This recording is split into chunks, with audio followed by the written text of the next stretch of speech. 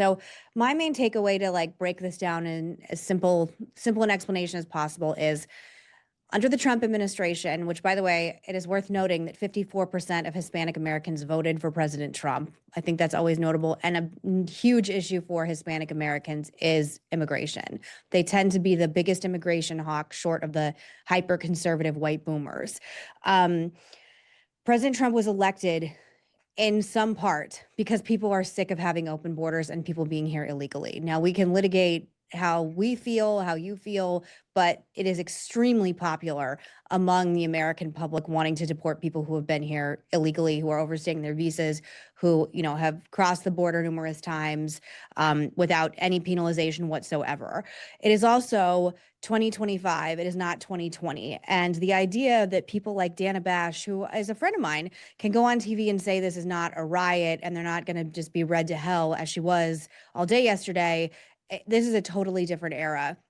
There are a few things you can count on in history, but one of them is people want law and order, at least Americans do.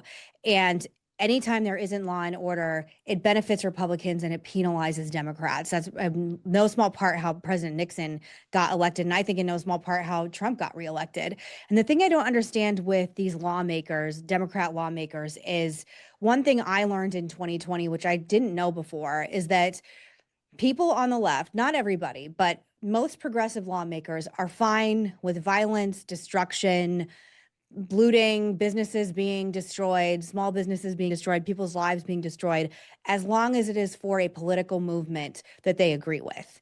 Like in the name of stopping ICE raids, they're okay with destruction and police officers being hurt. And the thing I was watching some of the footage yesterday, and one of the things I don't understand, and there isn't a lot of explanation that I'm going to accept, is why these protesters are flying Palestine flags and Mexico flags and spitting on the American flag when the protest in and of itself, I am assuming, is because you want to stay in this country and be an American.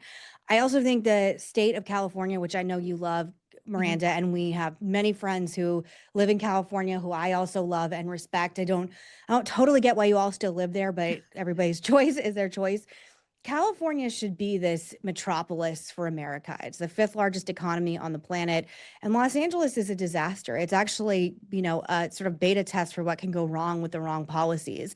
And I actually think if California wants to be a sanctuary state, if Los Angeles wants to be a sanctuary city, maybe we should allow them to do it and let them live with the economic, social, societal consequences that come with having complete open borders in the state. But I do not want it to be my problem, and I do not want it to be America's problem. People don't like this. People don't like destruction of any kind.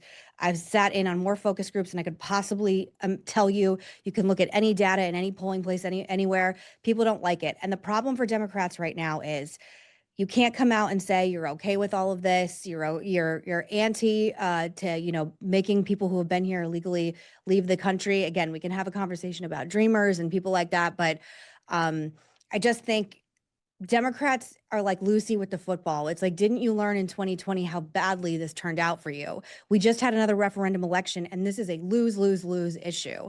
So I don't understand why people like Vice President Harris are coming out and saying it's fine and Trump is wrong. I'm not saying Trump isn't doing, some things that are like, the way I interpret it is like he's making up for not coming in fast enough in 2020 when the George Floyd riots were just raging out of control.